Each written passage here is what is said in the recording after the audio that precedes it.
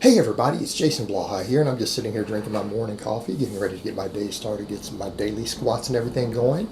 And I thought I would answer a question that I got in the comments. I'm like, this is a great question. Someone said, hey, now that you've got a home gym again, you spent some time training at a few different gyms. You've trained at commercial gyms, you've trained at bodybuilding type specific gyms, and two different home gyms now. Could you kind of break down the pros and cons of training at a gym versus training at home? And I think that's a great question. And I think a lot of that comes down to three basic things. It's going to come down to dealing with other people, positive and negative. It's going to come down to financial cost. And the other comparison is going to be access to equipment, which will impact your training philosophy dramatically. All right, number one, dealing with other people. This kind of depends on what it is that you need. If you're someone who needs to be around other people to show off, you need the social environment of the gym. And let's get this straight. A lot of people do go to the gym for a social environment. Other people are there just to get their work done. So that's kind of a big part of it. The upside of training at a public gym is that you will have access to other people, maybe access to other knowledge, sometimes good, sometimes bad. You'll have a social environment, but that can also be a distraction. You'll have access to spotters and things, but that's not always a good thing either. That can hinder your training. It can hurt your training. You've got to weigh that stuff out. But then, by that same token, what's the upside to training at home? You never have to wait on equipment. The lack of social environment means that you can spend your time training. You're going to spend less time interacting with other people. All right, you can be more focused on your training. Now, you will lose some training motivation if you don't have other people there who are going to drive you, push you, scream at you, but that's not always the case also. You might have a partner who you train with. You might have a friend who's a workout buddy. So it's not necessarily guaranteed that it's going to be an isolated social environment. People need to put that part in perspective. You do have that option in many cases to have someone who comes over and trains with you. There's a lot of people out there who, would love to have access to someone else's home gym and come train with them 3, 4, 5 days a week who's a good friend of theirs, right? So that part of it isn't necessarily lost. In fact, they're coming over training for free. They don't need a gym membership.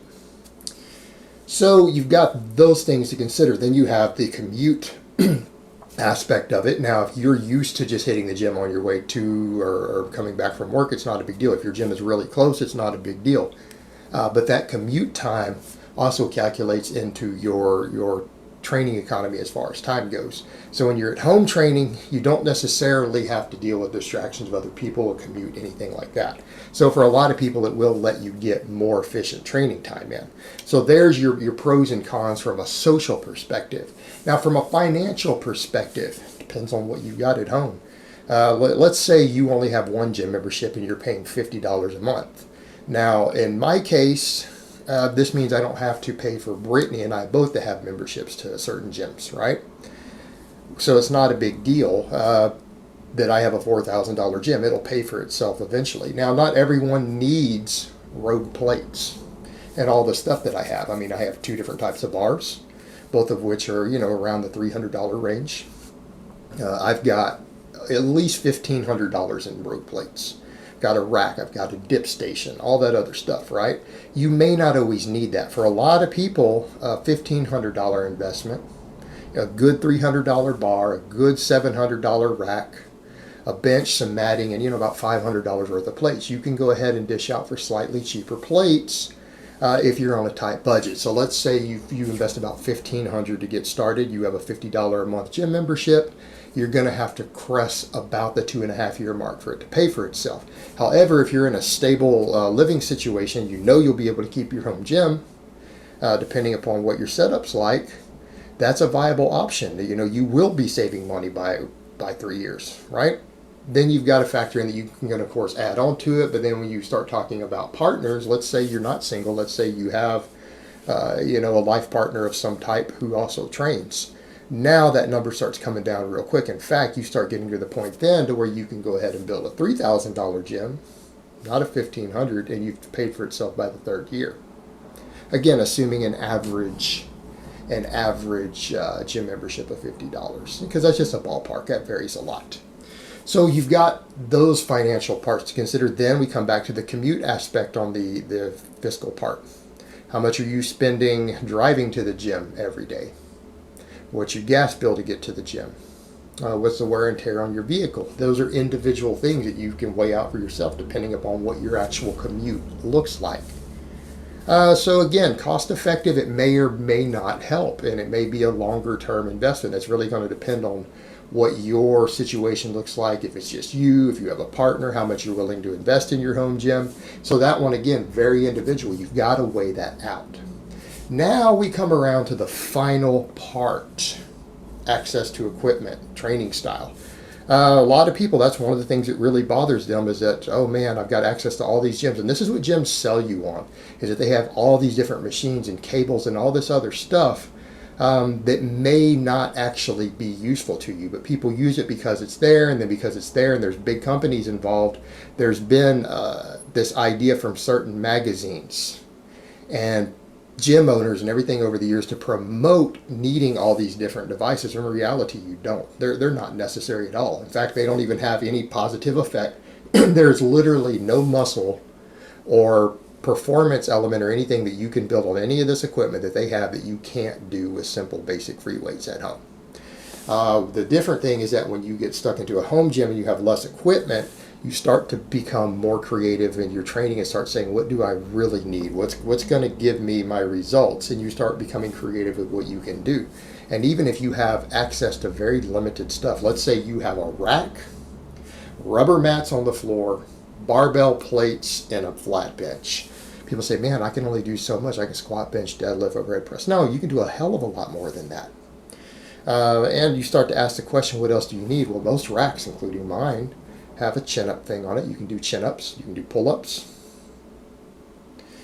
But people don't seem to think through everything they can do. You can do squat variations. I mean, it's immediately, if you've got a squat rack and a squat bar, people start saying, well, I need exercise variation. I can't just do 5 exercises.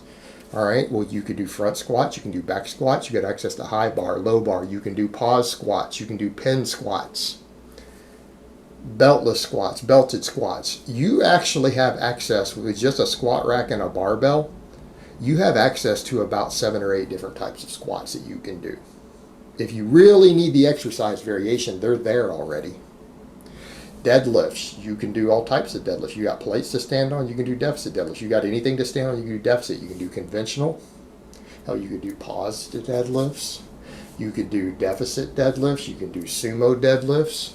I'm not going to say rack pulls because most people aren't going to want to pull in their own rack. Once they, one of the things, owning your own equipment, you start thinking about, man, I don't want to destroy my equipment. You have more respect for it. Makes you a more mature lifter. But you've got access to at least 4 or 5 deadlift variations right there. What about other stuff pulling from the floor? Power cleans, full cleans, power snatches, full snatch, clean push press, clean and jerk. I mean, you've got access to a lot of stuff you can do right there off the floor. You start thinking about what all can you develop in your body.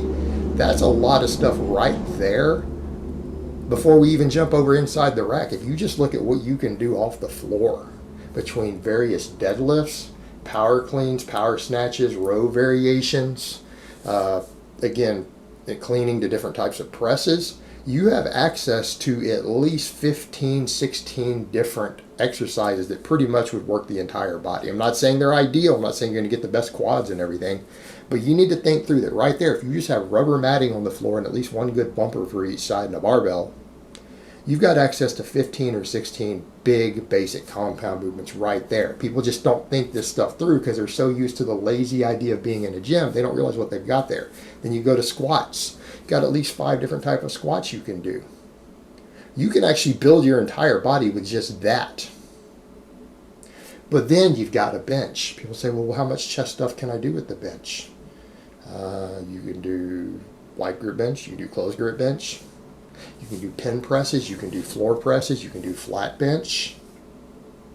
You have access to variation when you step back and say, oh man, well, these are just hard exercises. Yeah, you got to actually do some work. You can't just jump on a machine or a pec deck or some cable flies. You're going to have to actually look at what you can do. But that is a lot of different variations. You've got your exercise variation right there. And as far as the upper chest, well, if people say, well, I'm not getting enough upper chest from that. Well, That's what standing presses are for. And then chin-ups help. And then we come over to that. Again, you can do standing presses out of the rack too. You don't have to clean everything up. You've got strict press. Now, I'm not going to say everyone should do behind the neck press, but you have access to it. You can do push presses, and people say, well, I want to do them seated. You shouldn't ever do a overhead press seated. And yes, I know I did some for a little while on camera. Please disregard that. I don't think that's the safest thing for your lower back. And it doesn't give you as much development based upon what we know from EMG data and everything else. You have access to a couple different standing presses. All right, you've got access to a lot of stuff there. People say, well, what about my delts? Okay, well, you got access to high pulls and power snatches, overhead pressing. If you're already rowing, chinning, benching, all this other stuff, how are you not going to have a full shoulder girdle? If you get good at these exercises, you'll develop all three heads of the delt and your traps. All right? You have access to all this. Same thing, if you've got a bar on there, you can do chin-ups, you can do pull-ups. You have access to a lot of stuff, and I haven't even gotten into things that I consider to be counterindicated exercises like upright rows. I haven't even gotten into isolation work. Okay, you don't think your chin-ups are going to get big enough from chin-ups, your biceps. All right, well, you can do barbell curls, and there's multiple variations of the barbell curl you can do with an Olympic bar, including some that are compound movements where you bring them higher up. All right. People say, well, I need a tricep extension. You can do skull crushers on a bench. You can do standing behind the head ones with a barbell. You have access to everything you need. You just have to be creative with that. And then you can always buy other equipment to add to it. Specialty bars,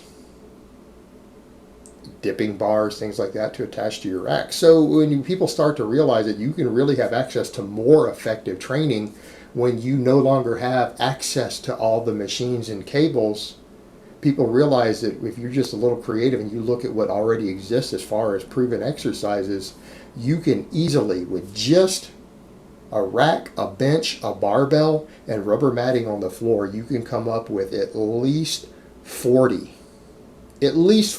different exercise variations, most of which will work your entire body to some extent. You have access to everything right there. You just have to be creative with it and program it accordingly. It just doesn't allow you to be as lazy about it as just saying, no, I'm just going to go over to a machine or a cable.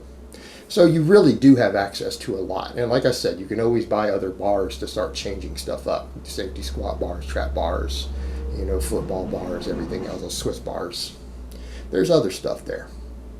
So again, I think from an exercise selection perspective, the fact that you have that helps. It's just conditioning stuff can be a little harder. Not everyone going to have room for a prowler or a sled or anything else, but you could always get a bike, an indoor bike. Problem solved.